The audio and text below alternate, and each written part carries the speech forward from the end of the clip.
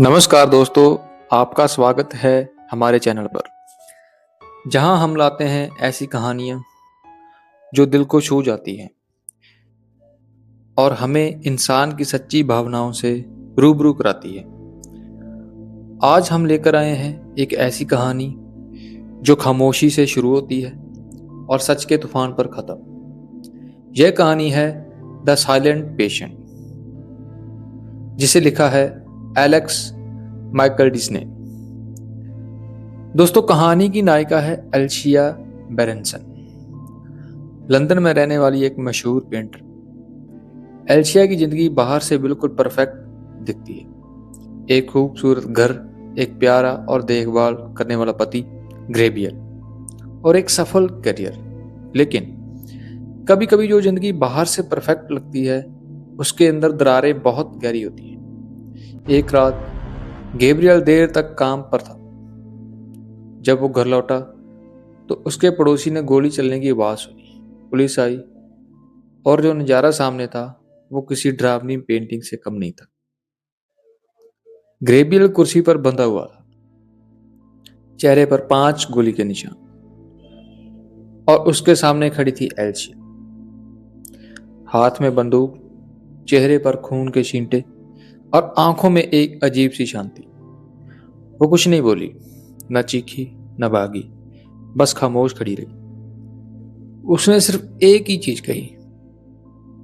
उसने एक पेंटिंग बनाई जिसका नाम था एल्किटिस। ग्रीक मैथोलॉजी में एल्किटिस वो महिला थी जिसने अपने पति के लिए अपनी जान दे दी थी। लेकिन एल्शिया की पेंटिंग में कहानी उल्टी थी। वहां पत्नी मरती थी, वहां पत्नी मरती नहीं थी, वह खामोश रहती थी।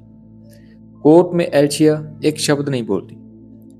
डॉक्टर, पुलिस सब कोशिश करते हैं, पर वो जैसे किसी और दुनिया में चली गई हो।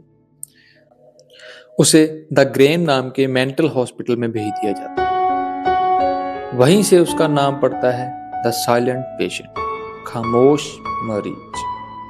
कहानी में अब आता है थियो पेबर, एक क्रिमिनल साइकोथेरेपिस्ट। थियो को एल्शिया के केस पढ़कर अजीब सा लगाव महसूस होता है। उसे लगता है कि वो इस औरत की खामोशी के पीछे का सच समझ सकता है।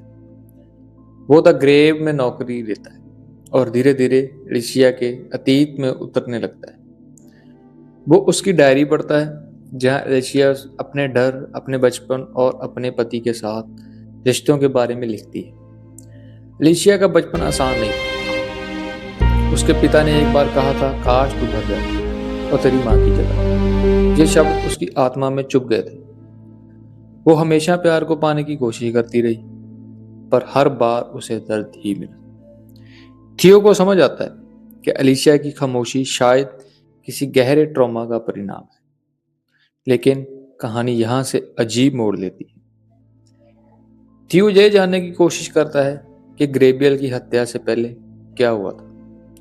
एलिशिया धीरे धीरे उसके भरोसे आने लगती है और आखिर एक दिन वो बोलती है, वो रात, वो मेरी गलती नहीं थी। फिर वो अपने आखिरी पलों को याद करती है। एक नकाबपोश आदमी उनके घर में घुस आया था। उसने एलिशिया और ग्रेबियल को बांध दिया और कहा कि वो उनमें से एक को मार दे।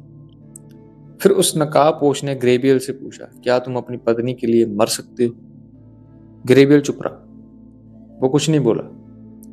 और तभी एलिशिया को समझ आया, उसका पति वही इंसान था जो हमेशा से खामोश था, प्यार में भी, डर में भी और वफादारी में भी।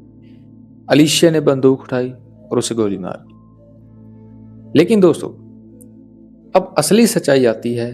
वो नकाबपोश कौन था? वो कोई और नहीं बल्कि थियो खुद था। हाँ, थियो ही वो आदमी था जो उस रात एलिशिया के घर में घुसा था। वो ग्रेबियल की पत्नी का अफेयर जान चुका था, और जब उसे पता चला कि उसकी अपनी पत्नी किसी और से प्यार करती है, तो वो जलन में पागल हो गया।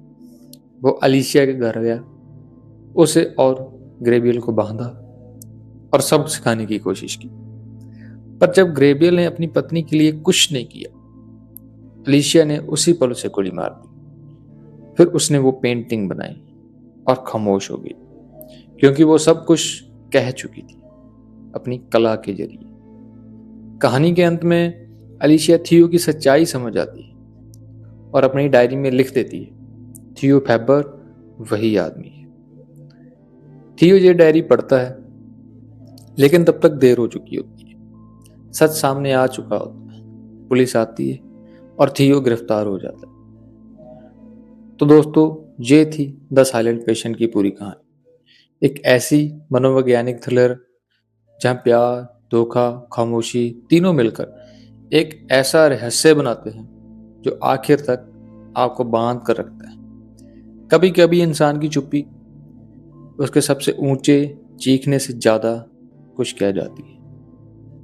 अगर आपको ये कहानी पसंद आई तो लाइक करें, शेयर करें और सब्सक्राइब करें हमारे चैनल को, जहां हम लाते हैं ऐसी ही रहस्यमय कहानियां जो आपको सोच को नया दिशा देती है। धन्यवाद। मिलते हैं अगली कहानी।